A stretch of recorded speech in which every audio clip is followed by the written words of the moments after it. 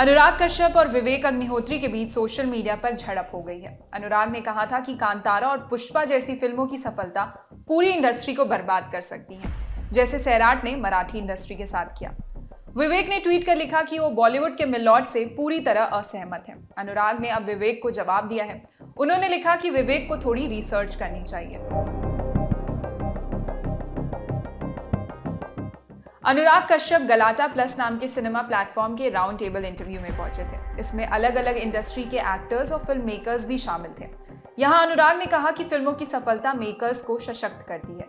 वो दो तरीके से प्रभावित कर सकती है, या तो आप अपनी कहानी सुनाएं या फिर ब्लॉकबस्टर फिल्म की सफलता को दोहराने की कोशिश करें। अनुराग का सुझाव है कि फिल्म मेकर्स को अपनी कहानियां सुनाने पर जोर देना चाहिए।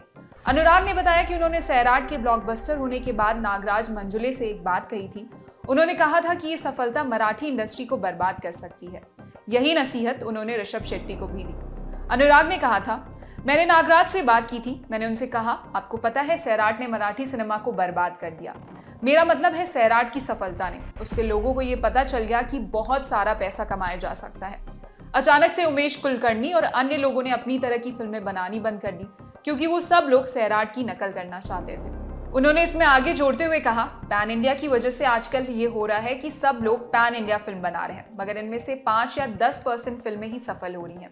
कांतारा या पुष्पा जैसी फिल्में आपको हिम्मत देती हैं कि आप अपनी कहानी कह सकें, मगर KGF 2 जैसी बड़ी सक्सेस की देखा देखी आप उस लेवल का प्रोजेक्ट सेटअप करने की कोशिश करते हैं तो वो डिजास्टर की ओर पहला कदम होता है। बॉलीवुड ने यही करने के फेर में खुद को बर्बाद कर लिया है। उस इंटरव्यू में अनुराग कश्यप ने जो कहा उस पर खबरें बनी। ऐसी ही एक खबर का स्क्रीनशॉट शेयर करते हुए विवेक ने एक ट्वीट किया।